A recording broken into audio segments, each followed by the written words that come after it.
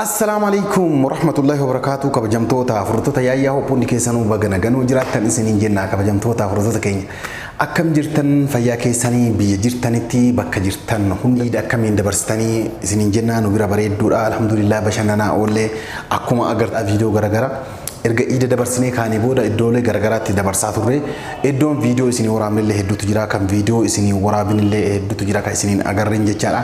Caaliin fa wajjin bashannanaa turre jechaadha. Caalii qofa osoo hin taane jechaadha.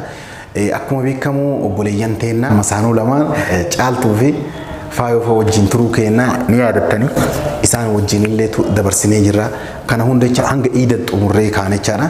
Qophiilee nu taasisaa turre keessa isaan hanga faatichaadha kabajamtoota furtoota keenya. Akkana nu qophiilee garagaraatiin bashannanaa waan adda addaatiin dabarsinee isin akkamiin dabarsitanii mee akkaataa iida ittiin dabarsitan yaani erga iida ittiin dabarsitanii kaatanii mudannoo iida keessa isin mudateefaa yoo jiraate mee garanumaan eeraa isiniin jenna. Nu ammoo mudannoo guddatu nu mudate kabajamtoota furtoota keenya mudannoo kana nu qoodoo jettan mee ammootana osoo viidiyoo kana dhaggeeffataa jirtan nu qooduu qabdaa jedhaati koomentii jalatti yaada keessan barreeffadhaa isiniin jedha. Kabajamtoota furtoota keenya mudannoon keenyatu akkana ta'e bakkallee isinitti himu manallee ka'ee nu akka ta'e isinitti himu yoo isinitti hime aadaa akkana taatanii turtanii salphattanii turtanii maal waan nuun jechuu dandeessanii waan baay'ee nutti kolfuu dandeessaniif kanaaf bakkallee isinitti himu baay'ee beelofnee baay'ee tokko beelofnee gallillee dhandhillee bifa lamaan isinii hima yoo galle jenne mana keessaniis akkanaan hin jenneef yoo ammoo dhandhe yoo dhandhe isiniin jedhe mana namaatii akka isiniin hin jenneef karaa lamaan isinii hima. Baay'ee beelofnee bakka dhaquuf deemu san dhandhe akka ajaa'ibaa kana beelofneerra dhugaa dubbachuuf mallakkii hin qabnu jechaadha nu hunduu jechaadha. Akkasumas ijoollee daa'ima xiqqoo tanatu jira. Qophii ajaa'ibaa kana godhanii buddeeni bitamee wanti dhugamu wanni adda addaa kun tolee waan addaa kana kan tolee jiru kana jechaadha. Yeroo nu mana namoota san dhandhee inshaallah harka nu dhiqanii waa hundaa jedhanitti jechaadha. Kabajamtoota furdoota keenya iddoon ittoo itti tolchanii jiranii manni doora lama sadarkaa lamaan jira jechaadha. Fooqaa fi wannaadha jechaadha. Bakki amma nuti jennu kun bakka saala guddaa namni itti taa'u namni itti waa nyaachuu danda'u itti waa dhuguu danda'uu fi kutaa hirribaa qabatee jira. Karaan gadaanuu kun jechaadha karaan dakaa jechaadha bakka kushiinaati. Osoo harka nu dhiqanii waa hunda godhanii saniifuu nu qofaa miti namoota hedduu jira. Isaanii akkana jiran kana jechaadha kabajamtoota furdoota keenya. Akka tasaa ta'ee ijoolleen lamaan distii ol baasaa hartu. Distii akkanatti guddaa nama affeeranii waan jiraniif distii guddaadhaan jira. Qayyooxii kana foon lukkuu maaltu jira. Osoo wannaa kana waliin ba'aa jiran darajaa kana waliin ba'aa jiranii ijoolleen kunniin keessaa tokko mucaatee kufee gadhiise. Kunis woxii waan guufecha kan mucaatiin illee woxii achuma gadhiisee itti wannaa ta'ee woxiin darajaa guutuu jecha sadarkaa darajaa guutuu irratti gad dhangalaate akkasitti beelaati turre. Dhugaa dubbachuuf warri nu affeere kun keessummaa hedduu waan affeeranii jiraniif nullee keessummaa waan taaneef nutti illee himuu sodaatanii waan ta'an wallaalanii waan ajaa'ibaati jechaadha. Ergasiin booda nu hin agarre jechaadha kabajamtoota furdoota keenya erga kun ta'ame ka'ee booda ni arge an akkuma tasaa arge namni maali jedha afaan qabataa gabbaa hangasittiin arge erga argee ka'ee booda bakka dirqama itti maal rakkoo qabaree beena alaa nyaannaa jennee jechaadha. Keessattuu namni akkas jedhe keessaa namni tokko ana garuu mallaqa illee keessaan qabu beena maal taatan rakkoon hin jiru maal aadiidha kun waan uumame isin waamtani kun argine akka waan nyaanneetti galatooma galata keessa rabbi jazaa keessa isinii haa deebisu maal jennee gammannee uummataan illee aadi jennee kajige kanaayyuu isin waliin tolchuu qabna maal jenneeni isaan wannaa goone. Ammaan booda wanni takka dalagamuu qabu inuuyyuu alaa deemnee nyaachuu qabna. Maaliif shiroon jige kun jechaadha guddaa waan ta'eef woxii kana haranii nyaachuun illee qaanyiidha. Isinuu hagam akka ulfaatu laalaaka. Distii akkanaan gubbifamte guutuu isaa jechaadha. Akkasitti beenaa jedheen namoonni muraasni lakkiin deemnudhanii ta'anii nu ammoo baay'ee beelofnee waan jirruuf ana hiriyaa kiyyaa nama sadi taane dhumannee jirra mana galuullee naqamnu waan nyaataa nu bituu qabdanii maal jenna jechaadha. Tole beena waan rakkoo qabna jenneetuma yaane asiillee nyaata dhabne jechaadha. Yeroo maxaama geennullee anis mallaqa kiisaa waan hin qabne waan tiraanispoortii qofa waan taateef jechaadha.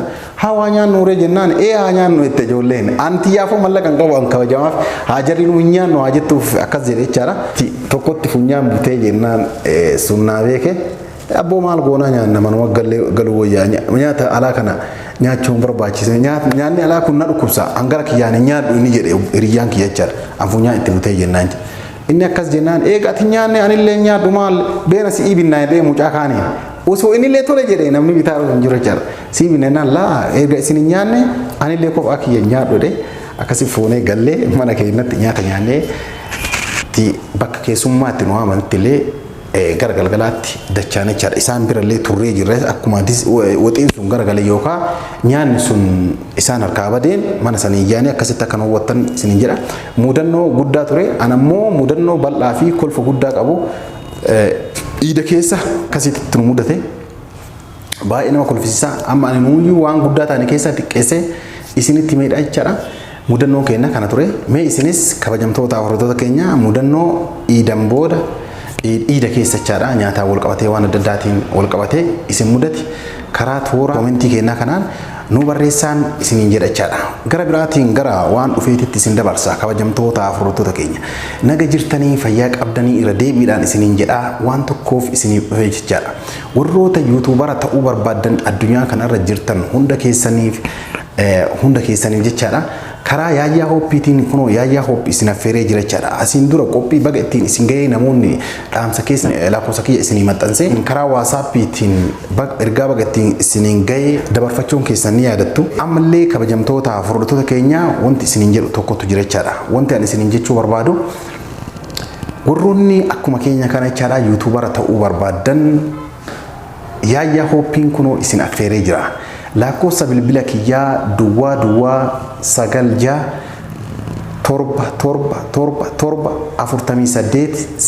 7 lakkoofsa karaa waasaappiitiin sagalee naa keettanii yuutuuba akka salphatti ta'uu dandeessan jechaadha. Akkuma beekamu namni yuutuuba ta'uuf seera yuutuubaa guutuun baay'ee barbaachisaadha. Seera yuutuubaa kana guutuun ammoo baay'ee dadhabbii guddaa nama gaafata jechaadha. Hordoftoota hedduu nama gaafata, hojii guddaa nama gaafata.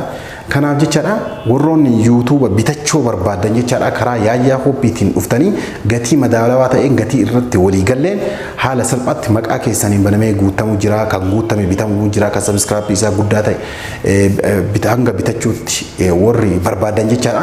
Karaa keessaatiin na dubbistanii yuutuuba bitattanii warra yuutuubaa haala salphaatti ta'uu dandeettan isiniin jechuu barbaada. Yuutuubni hedduun nu harkaa waan jiruuf jechaadha. Yuutuubni sabskiraayibbiin isaa guutee mallaqa herregaa jiru. Yuutuubiin ganaan guutamee illee waan nu harka jiru. Warra yuutuuba lakki maqaa keenya nu bananii kiyyaan bakka biyya ati jirtuun sii bananii sabskiraayibbiif sa'aatii guutanii montaazeshiin sii bananii yeroo inni mallaqa herreguu eegaletti harka keetiin akka si gahu yoo barbaadde jechaadha. Lakkoofsa kanaan heloo abdii yoo jette jechaadha yeroo gabaabaa keessatti abbaa yuutuubaraa yookaan haadha yuutuubaraa ta'uu dandeessa jechaadha. Kabajamtoota hordoftoota keenya gatiin yuutuuba tokkoo hammam jettanii warri gaafattanii waliigalteedhaan ta'a jechaadha. Kanaaf warra yuutuubara ta'uu barbaadanii dhuftanii heloo yoo nuun jettan yuutuuba akka gaariitti argachuu dandeessan jechuudha. Ammallee gara biraatiin warri yuutuuba bitatu kun yuutuuba ittuu gadhiisuu hin beeknu, editingii hin beeknu waan adda addaa waan yuutuuba irratti silaa dalagamu hedduu isaanii waan hin beekne maal godhaa bitadhaa maal godhaa itti xaaraa namoonni jedhan hedduun waan jiraniif jechaadha. Gara numaan kanas odeeffannoo xiqqoo isinii dabarsuu barbaada jechaadha. Kabajamtoota hordoftoota keenya irra gadhiifachuun hin dandeenye akkaataa irratti yuutuuba irra gadhiisan isin garsiisna. Editingii akkaataa itti godhanillee isin garsiisna jechaadha. Viidiyoo akkaataa itti gadhiifatan yoo mallaqa irraa akka mallaqa guddaa si herreguuf akkaataa beessa itti naquu dandeessu. Arsansii yoo yuutuuba keetii sirreessoo jechaadha. Biyyatti yoo fakkeenyaaf arsansii biyya yuutuuba biyya Ameerikaa irraa bitattee arsansii kan kee Awurooppaatti deeffachuu barbaadde akkaataa itti deeffachuu dandeessu. Waan adda addaati jira jechaadha. Barnoota yuutuubaatiin wal qabatee walumaa galatti jechaadha. Hamma dandeettee rabbiin kenneen nama itti gurgurru san ta'ee kan nama biraallee ta'ee jechaadha.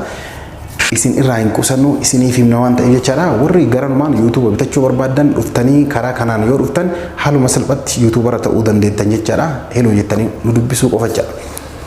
kan isinin jedha yaada kana warri dhageettanii hiriyoota keessan birootiif illee dabarsaa isinin jedha wanni viidiyoo kana waraabeef warri fedhii waan akkanaa qabu hedduu waan jiraniif ammoo gara biraatiin